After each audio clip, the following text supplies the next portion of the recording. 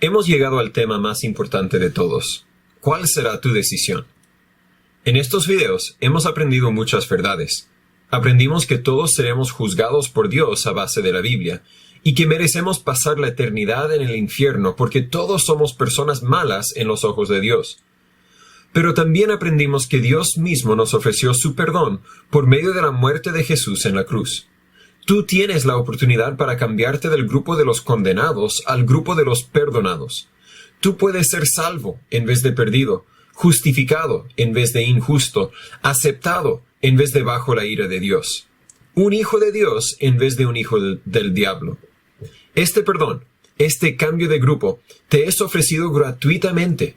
Romanos 6:23 dice, porque la paga del pecado es muerte, mas el don de Dios es vida eterna en Cristo Jesús, Señor nuestro. Tú mereces morir e ir al infierno, pero Dios te ofrece un regalo de vida eterna. Pero, como cualquier regalo, tienes que aceptarlo. ¿Cómo lo aceptas? Como vimos en los últimos 2 videos, por medio del arrepentimiento y la fe. Tienes que admitir que eres un pecador, que no puedes salvarte a ti mismo, que mereces el infierno, y luego tienes que creer sinceramente que Jesús murió en tu lugar y que es el único quien puede salvarte o cambiarte de grupo. Cuando te das cuenta de lo malo que eres y crees que Jesús murió por ti, te queda una cosa, la decisión. Tienes que decidirte y aceptar el regalo que Dios te está ofreciendo. Si ya sabes que irías al infierno si murieras ahora mismo, no tienes que escuchar nada más de lo que voy a decir. Puedes ahora mismo decidirte y aceptar el regalo que Dios te ofrece. Habla con Dios, justo donde estés, y Él te escuchará. Explícale que eres un pecador, que no puedes salvarte a ti mismo, que mereces el infierno, y exprésale tu fe en el pago que Jesús hizo por ti. Pero mucha gente llega a este punto en nuestro estudio, y me dicen que ya creyeron en Jesús. Les felicito, y les pregunto cuándo decidieron creer en Jesús, y me dicen, siempre he creído en Jesús. Si tú me dirías lo mismo, déjame decirte que no eres hijo de Dios. Todavía estás en ese primer grupo porque nunca admitiste que eres un pecador en camino al infierno. Tal vez fuiste criado en la iglesia y siempre has sido religioso, pero religión es todo lo que tienes. No tienes salvación y no tienes a Jesús. Has rechazado el regalo porque crees que no lo necesitas. La Biblia compara la salvación o el cambio de grupo con un nacimiento. En Juan 3, un hombre religioso llamado Nicodemo empezó a hablar con Jesús. Jesús le dijo, en versículo 3, de cierto te digo, el que no naciere otra vez no puede ver el reino de Dios. Al hablar del reino de Dios, Jesús estaba hablando de ser salvo. Nicodemo no entendió lo que Jesús decía, entonces Jesús se lo aclaró.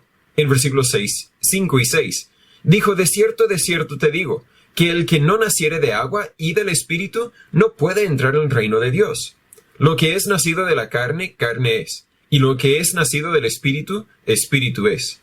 Jesús decía que tal como una persona nace físicamente para entrar al mundo físico, también tiene que nacer espiritualmente para entrar al mundo espiritual, a la familia de Dios. El nacimiento físico involucra y requiere un saco amniótico, a veces conocido como el bolso de aguas, y el nacimiento espiritual requiere el Espíritu Santo. Hay varias comparaciones que podemos hacer entre estos nacimientos. Ambos suceden en un instante. Ambos solo suceden una vez. Ambos producen un gran cambio para el recién nacido.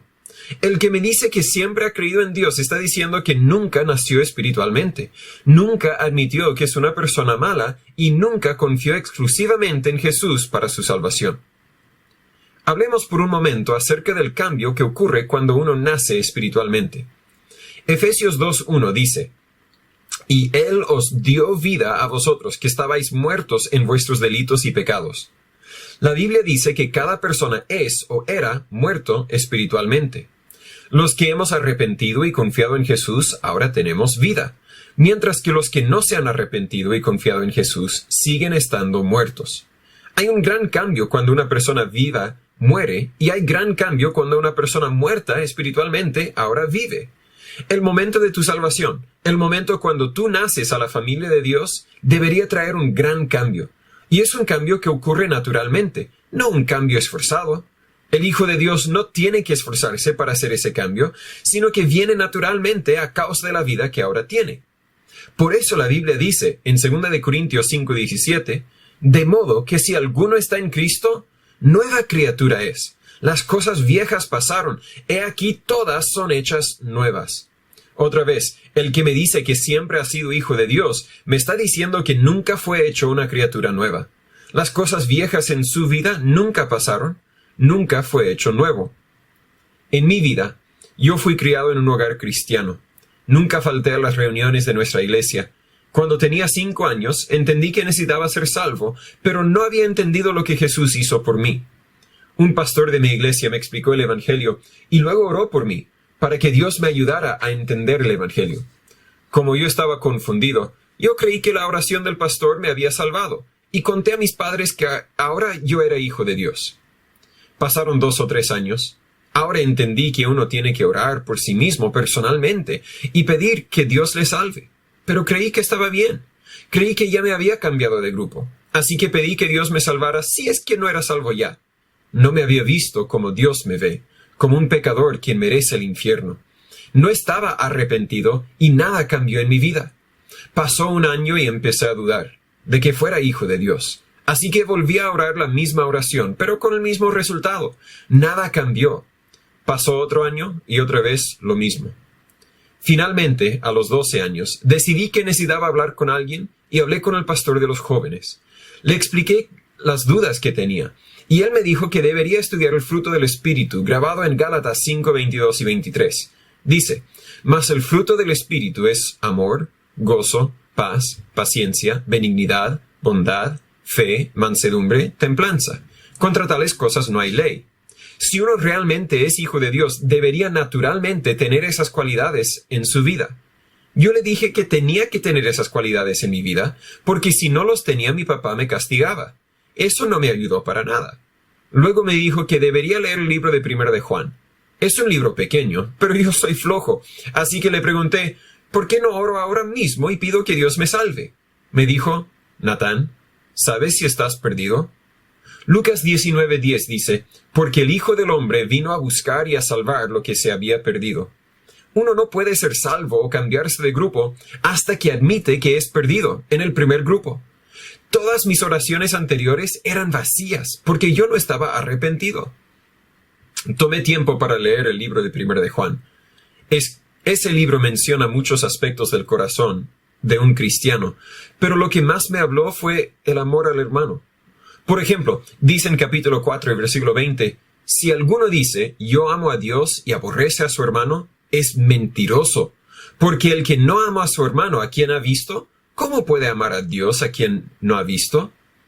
Yo tengo un hermano de sangre, y en ese momento no le amaba mucho. Peleábamos casi cada día. Examiné a mi corazón a la luz de la Biblia, y en ese momento me vi como Dios me ve. En ese momento admití que yo era un pecador quien merecía el infierno, y en ese momento confesé todo eso a Dios y pedí que Él me salvara. Hasta ese momento yo creía que tal vez era suficiente de bueno para no necesitar que Jesús muriera en la cruz por mis pecados. Pero en ese momento me arrepentí y confié en el pago que Jesús hizo por mis pecados. En ese momento nací a la familia de Dios. En ese momento mi vida cambió por entero. Ser hijo de cristianos no me podía salvar. Ser buen hijo no me podía salvar. Orar oraciones no me podía salvar porque eso no borra mis pecados. Tenía que nacer espiritualmente. Y cuando vine a Dios en arrepentimiento y fe, todo cambió. ¿Qué tal tú? ¿Cuándo fue que Dios te cambió de grupo, que te salvó? ¿Cuándo ocurrió tu nacimiento espiritual? Si hiciéramos una línea del tiempo en tu vida, podríamos señalar la fecha en que naciste a tus padres. Podríamos fijar la fecha en que entraste al colegio y tal vez otras fechas como cuando te graduaste o te casaste. Un día podremos fijar la fecha en que moriste. Pero, ¿podríamos fijar una fecha cuando naciste a la familia de Dios? ¿Ha habido algún momento en que te viste como Dios te ve y confiaste exclusivamente en el sacrificio que Jesús hizo en la cruz por ti? La Biblia dice en Juan 3:36, el que cree en el Hijo tiene vida eterna. Mas el que es incrédulo al Hijo no verá la vida, sino que la ira de Dios está sobre él. Quiero enfocarme en la primera frase por un momento. Explica la responsabilidad de Dios y la responsabilidad tuya. Al decir tiene, significa que ahora mismo. Vida quiere decir que usted puede tener propósito y una relación con Dios. Y eterna indica que esa vida es permanente y dura para siempre. Conversaremos ese tema en mayor detalle en el siguiente video, pero tu responsabilidad se encuentra en la frase «el que cree en el Hijo». Él se refiere a usted. Que cree se refiere a que tiene que estar convencido y confiar exclusivamente en. Uno no puede creer en Jesús y algo más. No puedes creer en Jesús más lo bueno que has hecho, o tu bautismo, o tu asistencia a una iglesia. Tienes que creer exclusivamente en el Hijo. Si ahora mismo tú sabes que eres pecador y que mereces pasar la eternidad en el infierno a causa de tus pecados, si estás convencido de que Jesús murió por ti y que su pago sustitucional es lo único que puede salvarte, entonces decídete. Decide depositar toda su fe en Jesús y solo en Jesús.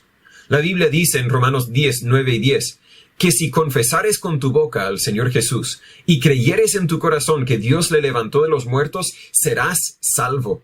Porque con el corazón se cree para justicia, mas con la boca se hace confesión para salvación. Habla con Dios, tal como si Él estuviera sentado a tu lado. Dile que sabes que estás condenado bajo la ley de Dios y dile que has decidido confiar en Jesús para la salvación de tu alma. Y después, escríbenos, porque queremos escuchar de ti.